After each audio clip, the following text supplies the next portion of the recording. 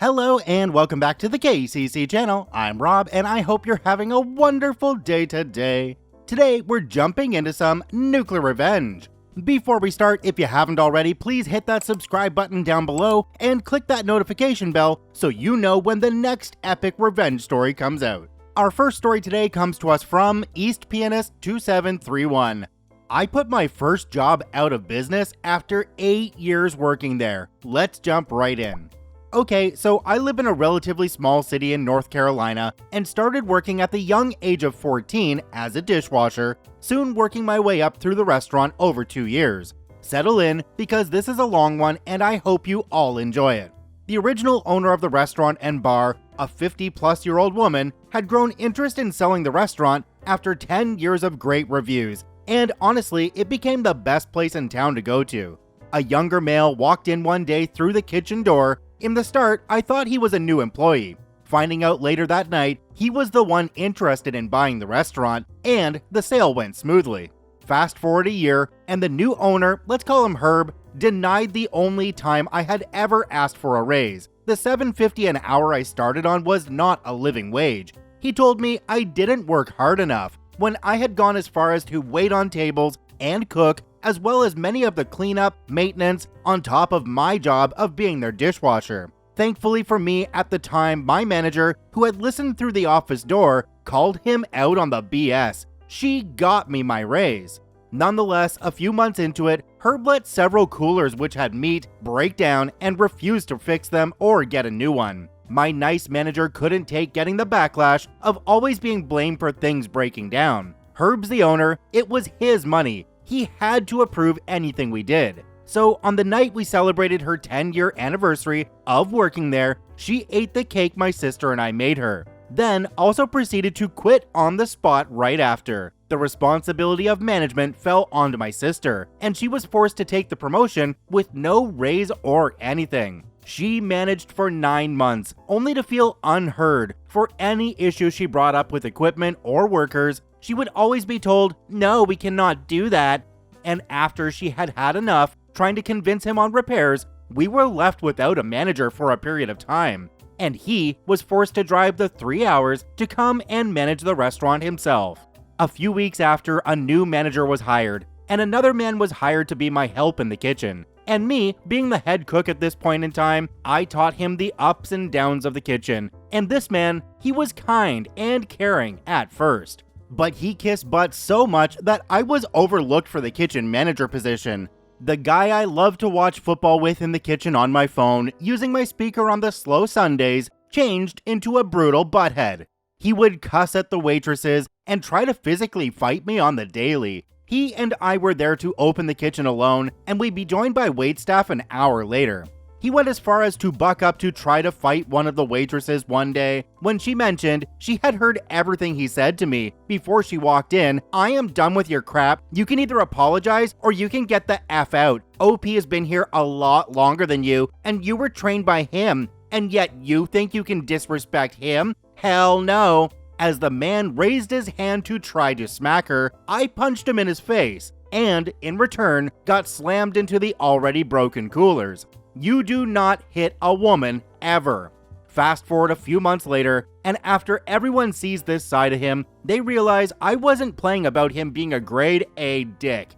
Many of us had tried to tell Herb about his actions, but were met with, "It can't be that bad, he's so nice." Finally, after not being heard or listened to for so long, I began planning how to quit. I had it all planned out, and when we had the meeting, I walked in a suit, already having found a place with, at that time, my fiance, and a new job far from my home.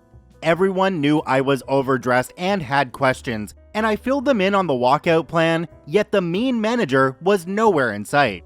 After enjoying the meeting and being called on for my opinions on how to boost sales and better the restaurant, I looked at Herb and answered sarcastically, "Oh, me? Now you want to hear what I have to say?"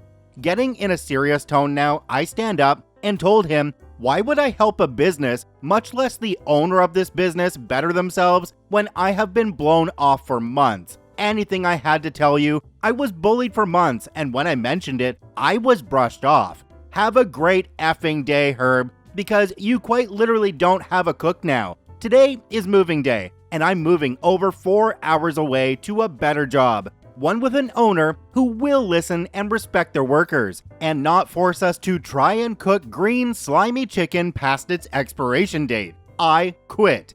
He begged for me to stay because he had finally fired the mean manager. He said, "Is there any possible way I can get you to stay?" I looked at him and repeated the words he always told us when we mentioned equipment needed repaired or replaced. In his exact customer support accent, "No, we can't do that." As I walked out, he followed, begging me to stay, and said he finally did what was needed of him. I simply told him, "Too little, way too late," and proceeded to walk out. And what followed was all the coworkers on my side stood up and left too.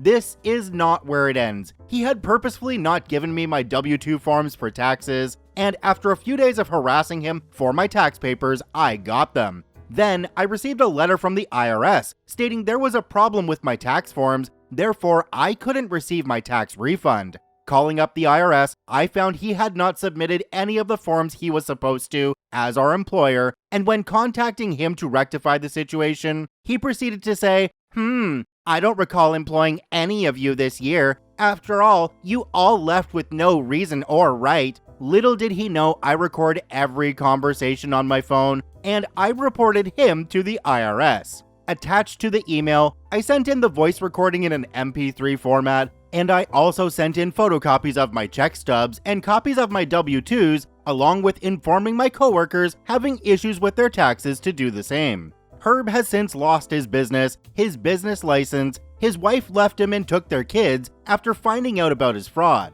Herb is now facing upwards to 60 years in prison for multiple counts of tax fraud. It turns out we were not the only business he owned, and refused to pay taxes or file the correct tax forms when needed. He had withheld the safety precaution pay during COVID and used all of it to fix the restaurant. He effed up, and I get to sit back happily typing this with a smile, knowing this peckerhead got what was coming to him. For all of you wondering whether I ever got my taxes and my money, yes, I finally did, as of yesterday. Thanks for listening to my life story, guys. So this was the cleaned up version of this story because the original one was written with barely any periods in the whole thing. Like, I think through all of the paragraphs, there might have been 3 of them. In the comments, the validity of the story was called into question, but OP messaged one of the people in the comments and gave them actual screenshots and photos that actually made that person say, "Okay, I got the pictures, they're convincing, OP's telling the truth." OP also mentioned that they don't let people walk all over them anymore. A little bit of experience like this with a crappy manager can really make you realize what's happening when you go to different jobs in the future and make you want to stand up for yourself. Did you know we started back up the Karma Comment Chameleon podcast? It's now available on all major podcasting platforms. Just search out Karma Comment Chameleon. Our second story today comes to us from Meltdown. Parking spot stealing douche waffle gets his Lexus set on fire. Let's jump right in. Well, not as nuclear as some stories I've read. Proportionate to the crime, I'd say this counts. Set the Wayback Machine to the year 2000.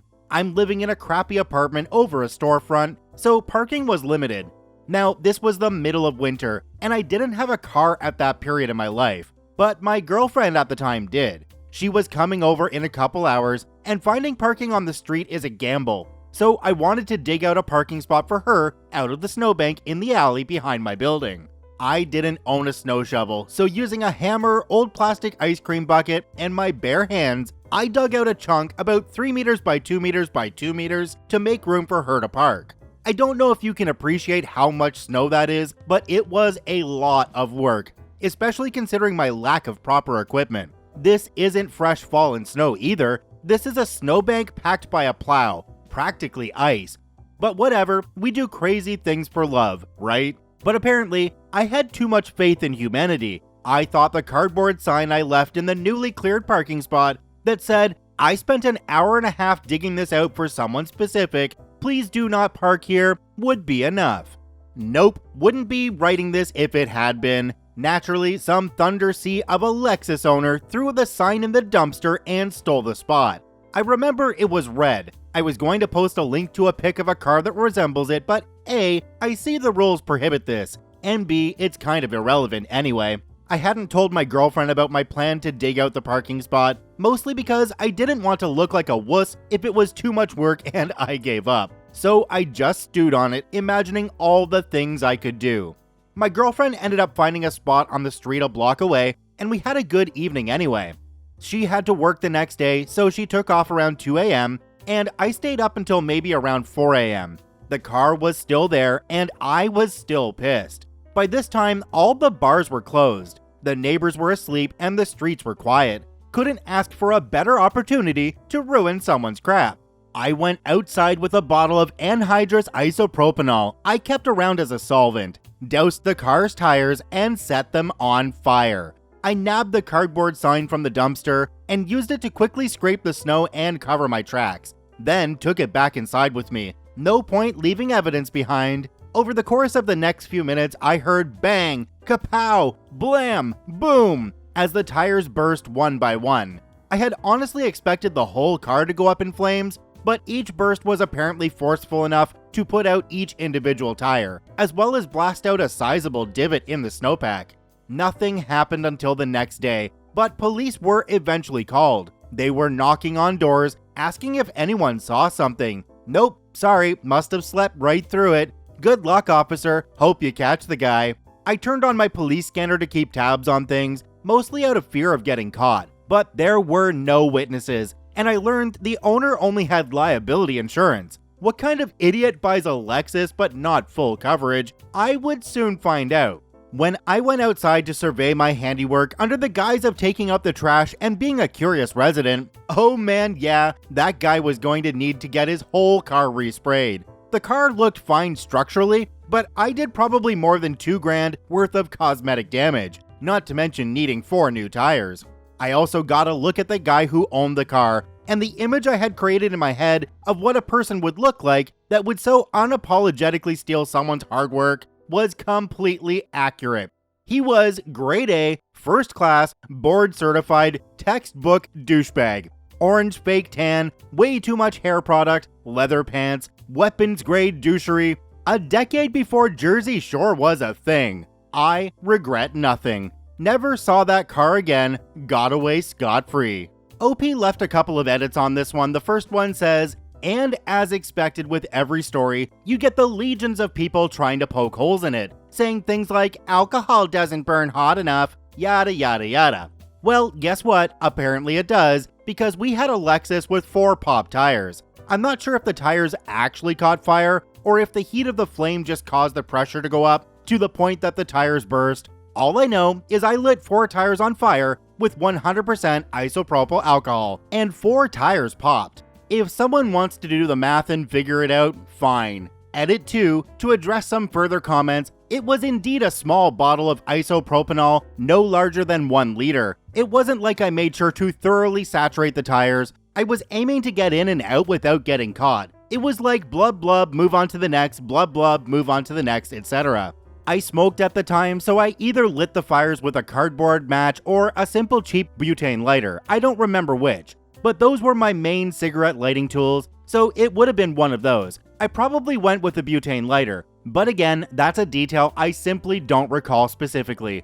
Again, I seriously thought the tires would catch fire and the whole car would end up torched, but for whatever reason, the 4 tires popped, and that plus some smoke damage and bubbled paint was the extent of it. And in a final angry edit, OP said this: yes, this happened. Anyone who says it's not possible is objectively empirically wrong. It happened. I was there. I know. But whatever. It's a story from almost 2 decades ago. It's past the statute of limitations for property damage. And frankly, I just don't give an F at this point. You're free to disbelieve it and be wrong if you want. Whatever. The story does sound a little sketchy to me, even though OP goes to great lengths to tell us that it's true at the end.